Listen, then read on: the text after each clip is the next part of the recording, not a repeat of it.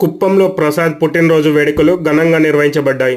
Kuppam municipality పరిధిలోని 3వ వార్డులో తెలుగుదేశం పార్టీ యువ నాయకులు ప్రసాద్ గారి పుట్టినరోజు వేడుకలు శనివారం ఘనంగా నిర్వహించారు.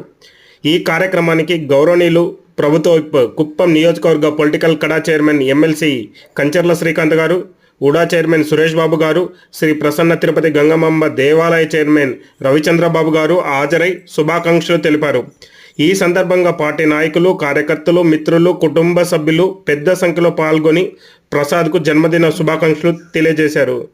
ప్రసాద్ మాట్లాడుతూ తనకు శుభాకాంక్షలు తెలిపిన ప్రతి ఒక్కరికి హృదయపూర్వక ధన్యవాదాలు తెలిపారు.